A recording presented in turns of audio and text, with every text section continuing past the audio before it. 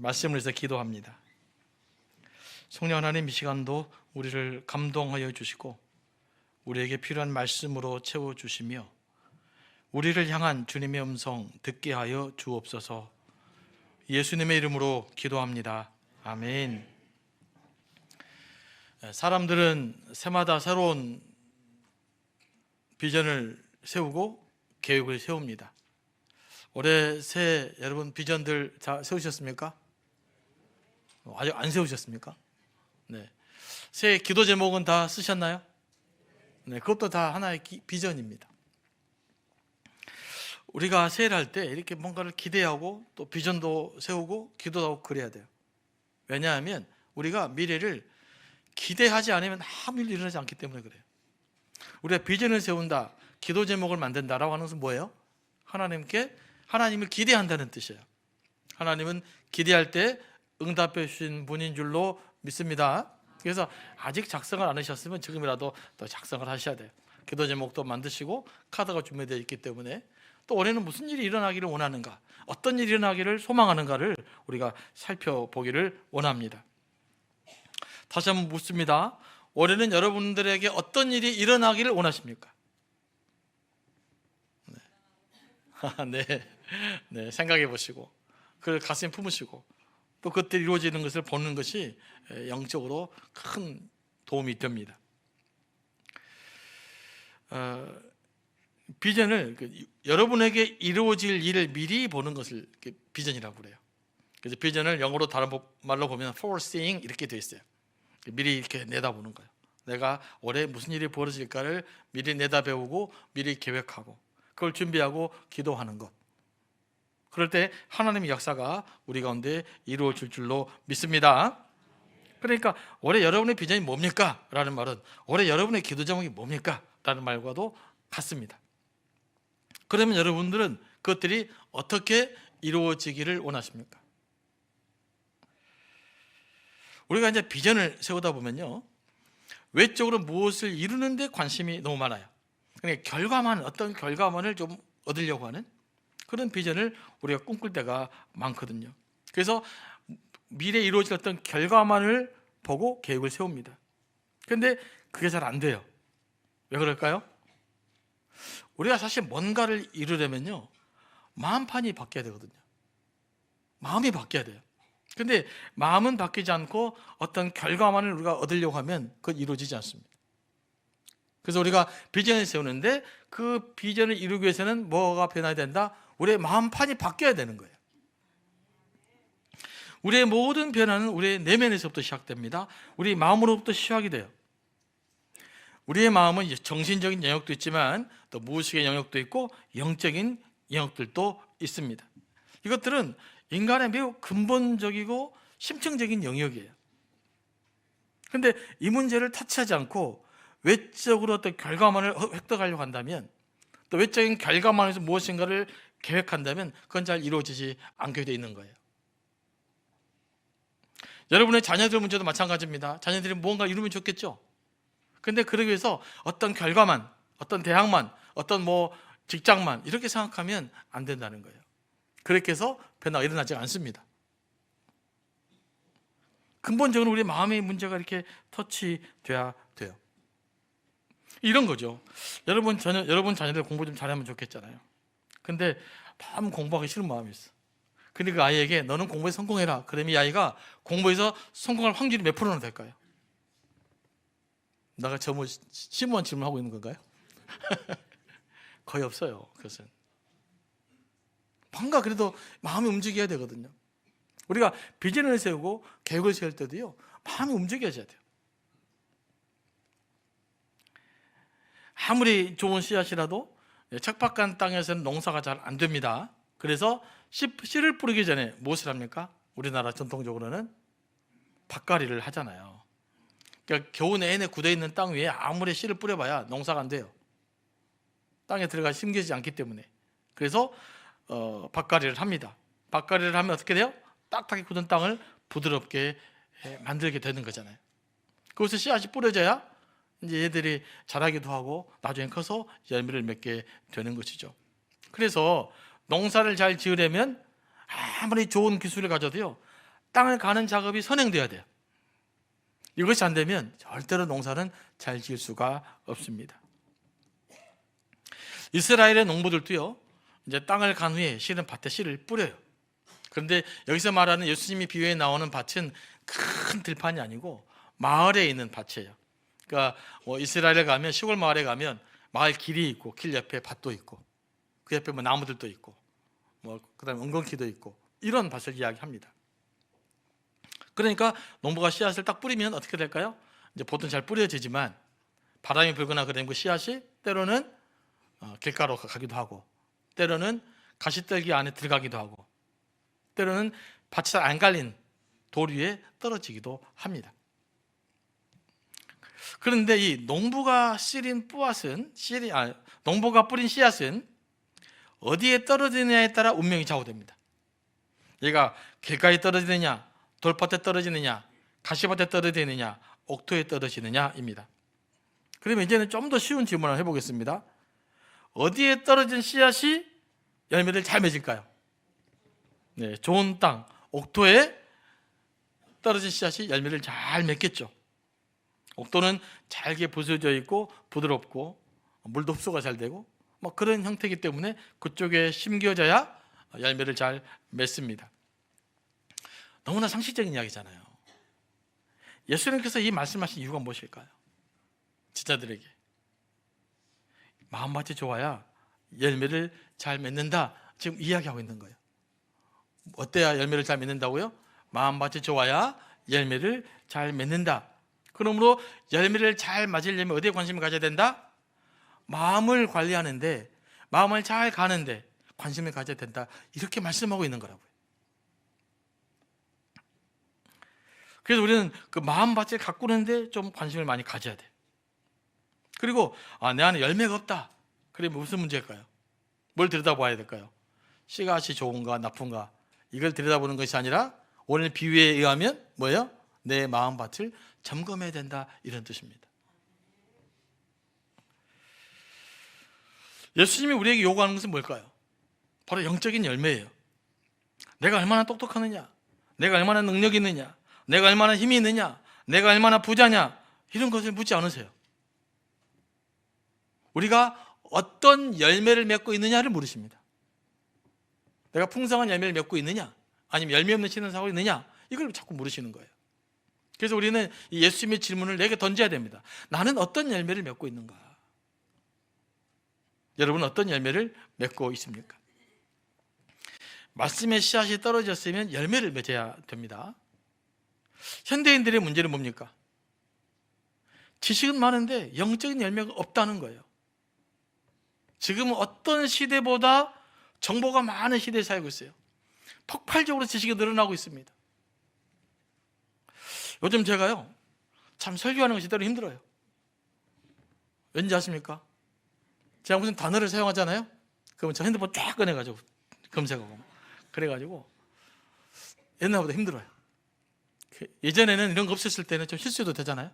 나 지나가고 오는 것이니까. 근데 지금은 또 영상으로 남아, 자료가. 네, 또 확인할 수가 있어요. 그래서 요즘 사실 좀 어렵습니다. 이렇게 오늘날 시대는요, 그 어느 때보다도 정보가 많아요. 그 어느 때보다 지식의 양이 폭발적으로 증가하고 있어요. 근데 문제는 그 어느 때보다도 영적인 열매가 없다는 것이 문제입니다. 머리로는 뭔가 아는 것 같은데 영적인 열매가 맺히지 않는다는 것이 우리의 현실적인 고민 아니겠습니까? 그러면 우리는 왜 영적인 열매를 못 맺을까요? 다른 말로 우리는 왜 변화가 잘 안 될까요? 이 문제를 좀 오늘 다뤄보려고 해요. 첫째는 말씀의 씨앗이 내 마음에 안 뿌려지기 때문이에요. 다시 말해서 말씀이 안 들리기 때문이에요. 말씀이 안 들리니까, 말씀이 내 마음에 뿌려져 있지 않으니까 당연히 영적인 열매가 맺을 수가 없죠. 이 말을 우리에게 적용해보면 무슨 말이냐? 내 마음밭이 말씀을 받을 만한 옥토가 아니기 때문이에요. 내 마음밭이 기경되지 않았기 때문에 그래요. 우리 마음에 너무 돌밭이 많아요. 너무 돌들이 많아요. 또 우리 마음에 너무 가시떨기가 많아요. 그래서 말씀이 떨어지긴 하는데 열매를 맺지 못하는 거예요. 그래서 우리 마음을 쭉 한번 살펴볼 수 있게 되기를 원합니다. 우리 마음의 돌밭에 씨가 딱 떨어지면 잠시 말씀이 이해되는 듯 하나 이게 큰 영향력을 발하지 못한다 이 말이죠. 그러므로 우리 마음밭에 있는 돌들을 걸러내야 돼요. 골라내야 됩니다. 우리 마음에는요 여러 가지 돌들이 있어요. 그래서 영적인 교만일 수도 있고 지적인 교만일 수도 있고 자기 의로움일 수도 있고요, 원망도일 수도 있고 불평일 수도 있어요. 잘못된 세상적 지식일 수도 있고요, 잘못된 성경 지식일 수도 있어요. 또 그 돌들이 교회에서 받은 상처일 수도 있고요, 저 같은 목사에게서 받은 상처일 수도 있고 성도에게서 받은 상처일 수도 있어요. 그래서 우리는 그런 마음밭에 너무나 많은 돌들이 막 겹겹이 쌓여 있어요. 그러니 말씀이 떨어질 때 어떻게 돼요? 땅에 뿌리를 내지 못하는 겁니다. 이게 우리의 근본적인 문제예요. 뿐만 아니라 우리 마음에 일어나는 어떤 저항들이 있어요. 뭐 때문일까요? 내가 살아왔던 방식과 달라요. 내가 알고 있는 무엇과 또 달라요. 그 마음에 저항이 일어나요. 이런 것도 우리의 마음의 돌이죠. 그러면 말씀이 뿌리 내릴 수가 없는 것입니다. 그래서 이 말씀의 뿌리를 내려면 이 돌도 하나씩 걷어내야 된다고요. 그 마음의 돌 하나씩 걷어내야만 그 자리가 다시 부드럽게 되어서 씨가 떨어져서 열매를 맺게 되는 것입니다. 오늘 2026년도 비전을 위해서 우리가 기도하고 나아갈 텐데 그때 가장 먼저 어디에 관심을 가져야 되느냐? 우리 마음이 지금 어떤 상태냐? 우리 마음에는 수많은 돌들을 드러내는 그 작업이 무엇보다 필요할 줄로 믿습니다. 또 가시떨기 사이에 뿌려진 씨앗은 뿌리는 내릴 수 있으나 얘도 열매를 못 맺어요.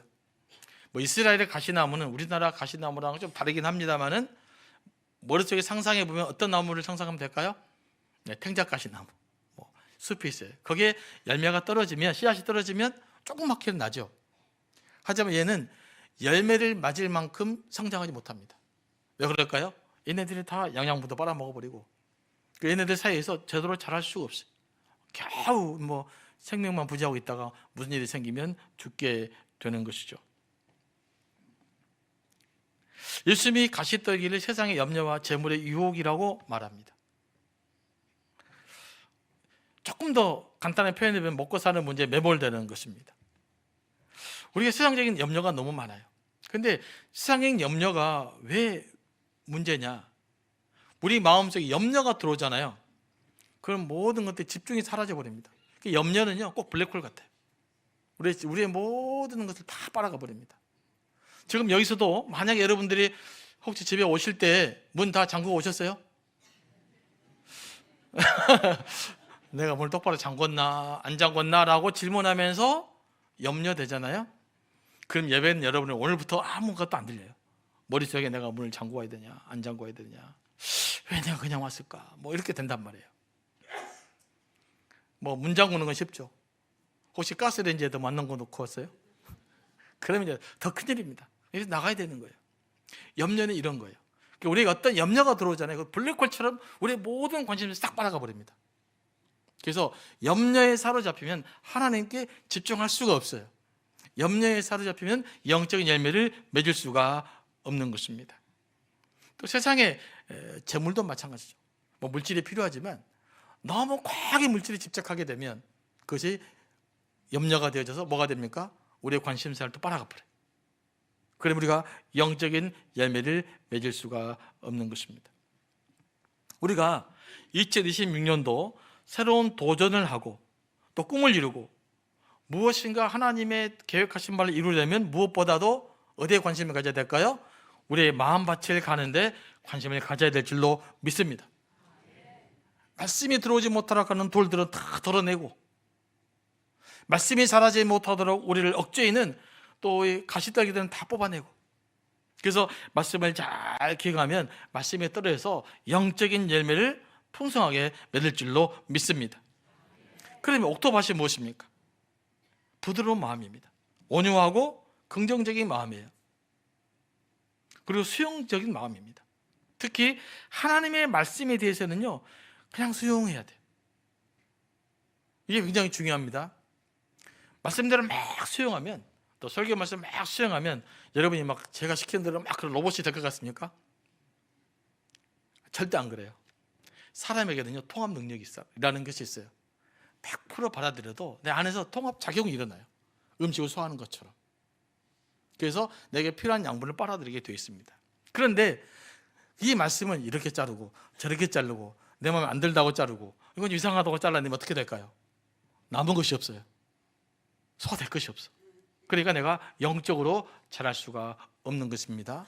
그래서 여러분이 말씀을 들을 때는요, 수용적인 태도로 100%쭉 수용하셔도 하나님이 우리에게 만들어주신 지성과 이런 합리성의 능력이 있기 때문에 다 골라낼 수 있다고요. 이해되십니까?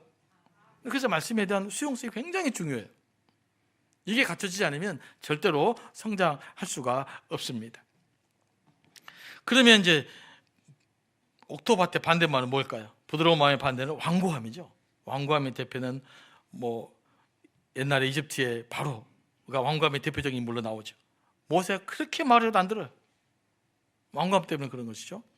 완고함은 어디서 나온지 아십니까? 내가 다 안다는 교만에서 나와요.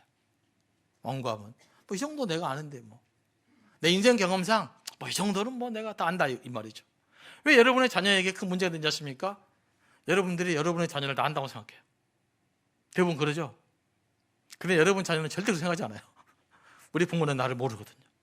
나를 모르는데 부모님이 나를 너무나 안치를 하니까 뭐가 나요? 아이들에게 반작용이 생겨버리는 거예요. 다 알지 못합니다. 그리고 교만한 마음, 부정적인 마음, 불평하고 비판하는 마음에서 완고함이 나오는 거예요. 그러면 이제는 어떻게 이 완고함을 이렇게 다 갈아내서 부드러운 마음을 가질 수 있게 할까요? 이제 중요합니다. 이제 알았으니까 어떻게 내 마음이 기행할 것이냐. 첫 번째는 무엇보다도 알아차리는 것이 중요해요. 뭐가 중요하다고요? 알아차리는 거. 뭘 알아차리느냐? 나의 부족함을 알아차리는 거. 아, 내가 별로 아는 것이 없구나. 이거 인정하는 거. 아, 내가 참 교만하구나. 이거 인정하는 거예요. 내가 너무나 교만하고 내가 너무나 나중심적으로 살아왔고 내가 좀 영적으로 아는 체를 하고 이런 자기 아는 것을 내가 조금만 주의를 깊게 살펴보면 알 수 있거든요. 아, 내가 참 교만한 사람이었구나. 내가 완고한 사람이었구나. 이런 것들을 알아차려야 돼요. 그래야 이걸 기도하면 성령께서 역사하셔서 그 문제 해결해 줄 수 있죠. 그러니까 성령께서 역사할 수 있도록 우리의 문제를 내어내야 되는데 우리 문제를 내어놓기 위해서 가장 필요한 것이 뭐냐? 바로 내 문제를 인정하고 받아들이고 알아차리는 거예요. 아, 내가 참 그런 사람이구나. 그렇게 하나님께 나아가게 되면 성령께서 역사하시게 됩니다. 또 중요한 것은 성령의 도우심은요. 성령의 도우심이 꼭 필요해요. 그건 내 의지의 결단만으로 되지 않습니다.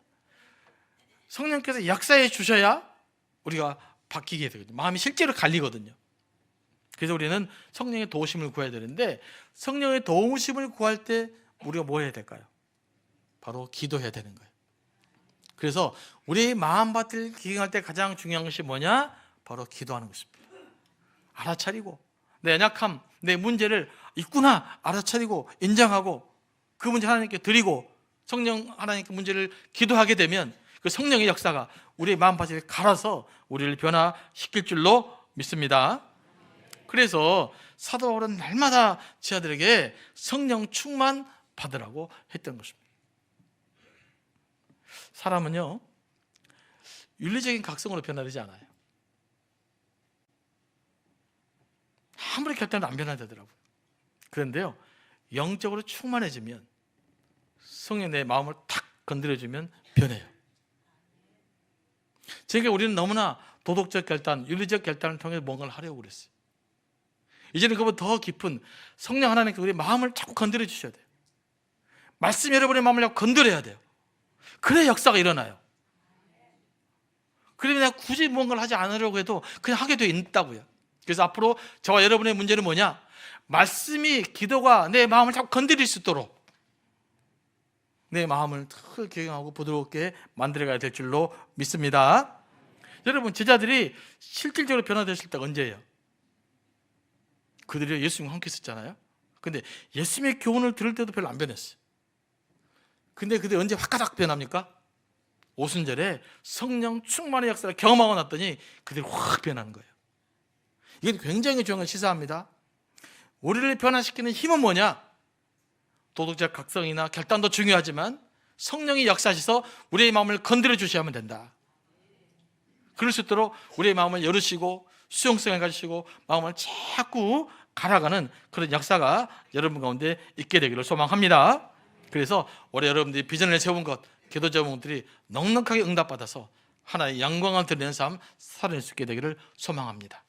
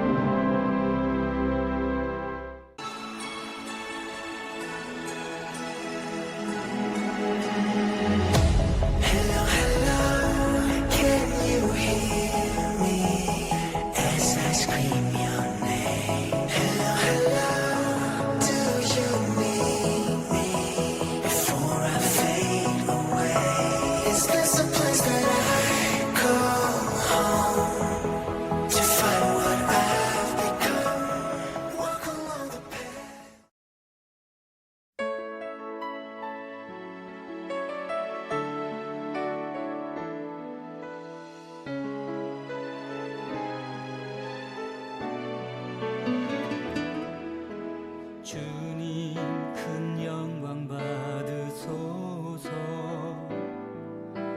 홀로 찬양 받으소서.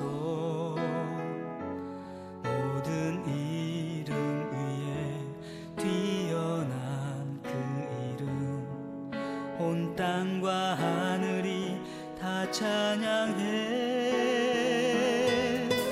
겸손하게 우리 무릎 꿇고 주 이름 앞에 영광 돌